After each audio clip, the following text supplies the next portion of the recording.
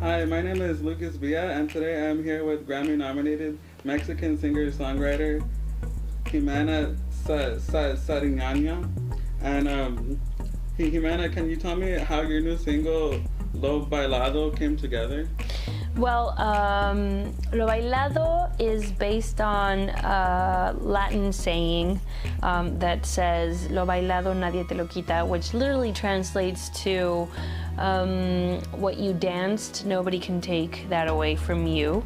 And I think to me that is such a positive message, because it really is about, it doesn't matter the outcome. What's important is what you learned, and that you had a good time, or that you lived what you had to live and you had to go through. And I really think that's such a positive vibe, and I wanted to create a positive vibe song, something that you could listen to and, immediately feel good about. And that song and the other singles like Que Tiene and Si Tu Te Vas, they have more of like a rhythmic sound. Like, can you tell me more about embracing that new sound? Well, I'd always wanted to experiment with more danceable rhythms in my music, and I just went for it this time. Like, I wasn't concerned as to how it would play out, or if people were going to like it or not. And I just really wanted to make music that was super fun to me to hear and to play and perform live. So that's why I just decided to do it. Cool. And those songs are from your upcoming album, Dónde Bailarán Las Niñas. Like, what were some of the influences for this new album?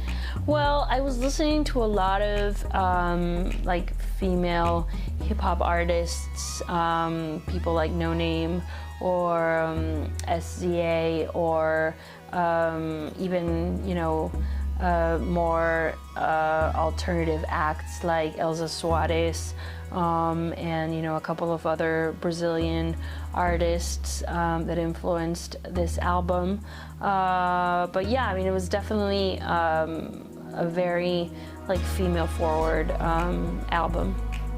Cool. And this is your first album where you have other artists featuring. Mm-hmm. How was it working with these other artists, Girl Ultra, Francisca Venezuela, and Isa? Well, they were all very natural collaborations. It all happened very organically. With Girl Ultra, I'd been a fan of her work, and then she was looking for me to do something together, and I was like, oh, perfect, I want to invite you to collaborate in this track. And then I think she did an excellent job on it.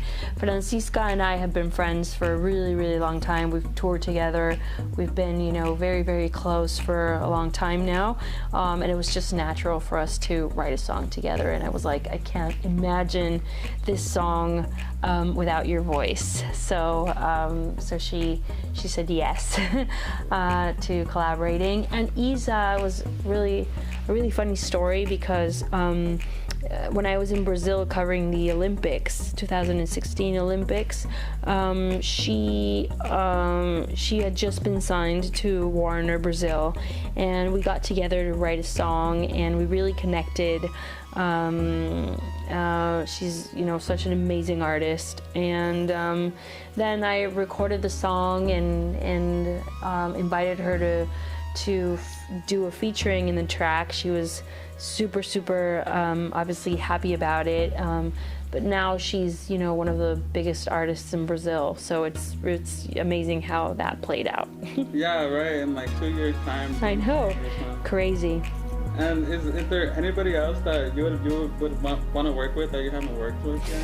A lot of people, you're meeting new artists all the time, artists that are, very inspiring, and, that you meet, and that that are doing music that you're like, wow, this is so cool. And I'm always open for collaborating. I think that it's one of the most rewarding things that you can do in this industry. And there was a 4-year gap between this album and the last one. Can you tell me more about that time? Well, I was doing a lot of things. Like, to me, it's funny because people always are like, wow, you took 4 years. And to me, it didn't feel like that long. It just sort of like happened, like life happened. I was doing other things. I was touring a lot for my previous album. I did a couple of collaborations, and, you know, I became a mother in between. So, you know, it sort of like just happened, and then before I knew it, 4 years had gone by. But I do believe that one should take their time in order for things to evolve, and in order to really create a project with a different sound. Like, you really have to sort of, you know, just, it's a process. It's a process. You have to learn about yourself. You have to really sort of, you know, try different things and sort of find a new path and see where it takes you. And did the motherhood like influence this new album in any way? Well, not in like a very direct way, but I do think that I had to be in this mindset that I was in when I did this album in order to become a mother.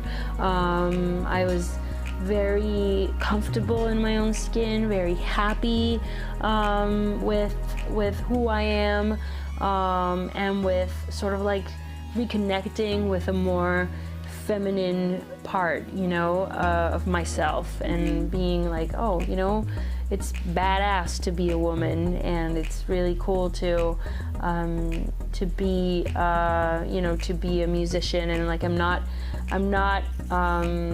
shy for being the only woman in the room, and you know, and I'm a woman, and that's, you know, cool, and that's okay, and you got to be okay with that. And I really think that that's a mindset that I had to be in order to become a mom. Cool. So it was like empowering in a way. Definitely, super empowering.